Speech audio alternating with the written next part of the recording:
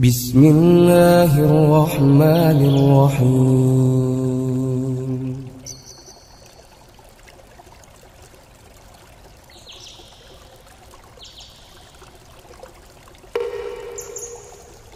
Mimpi 81, Kode Zulkifli, perselisihan, dan Dabatul Ardi, tanda dekatnya hari kiamat, 9 Juni tahun 2019. Aku bermimpi sedang berada di sebuah perjalanan di sungai, menggunakan perahu. Aku menumpang bersama seseorang yang sedang mencari ikan ke laut. Orang itu lalu mengantarkan aku ke tujuanku di ujung barat Indonesia, yaitu Aceh. Sampailah aku di Aceh.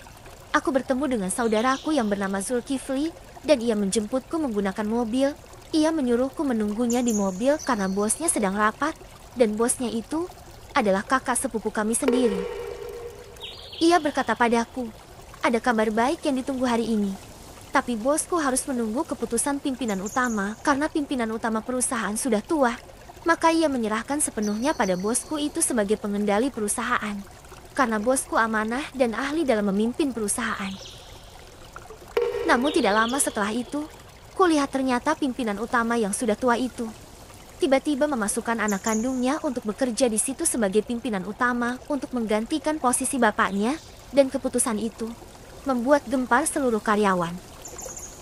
Para karyawan sangat gusar dan kecewa karena pemimpin utama yang baru itu sama sekali belum berpengalaman.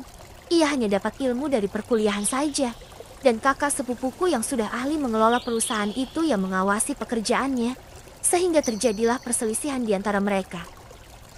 Tiba-tiba aku sudah berada di tempat lain. Aku berada di sebuah kampung.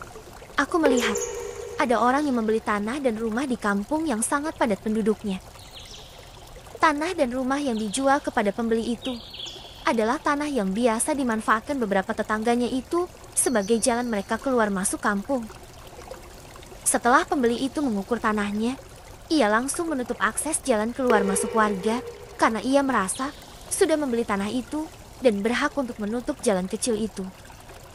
Warga kampung itu menjadi sangat kecewa, meskipun protes, tapi mereka pasrah. Mereka tidak tahu lagi jalan mana yang dipakai untuk keluar masuk di kampung itu. Lalu mereka berkumpul dan saling menyalahkan di antara mereka. Padahal mereka masih ada kaitan keluarga. Aku melihat pembeli rumah itu merasa berhak secara hukum dengan apa yang telah ia lakukan. Ia bahkan tega menembok pembatas tanah yang ia beli sambil mendengarkan mereka saling menyalahkan. Aku berkata, ini tanda-tanda kiamat sudah dekat. Tiba-tiba aku sudah berada di tempat lain. Aku berada di tanah gurun pasir yang berwarna kemerahan. Tiba-tiba, aku melihat ada keluar seekor binatang melata seperti ular, tapi juga terlihat bentuknya seperti cacing yang berwarna putih, yang berukuran sekitar 3 meter. Di atas kepala binatang itu, ada tumbuh rambut yang lebat dan hitam. Binatang itu sangat besar dan panjang.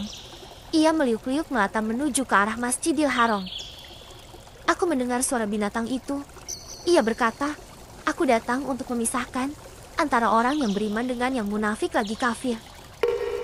Saat binatang melata aneh itu baru sampai di pinggir Masjidil Haram, lalu aku terbangun dari tidurku.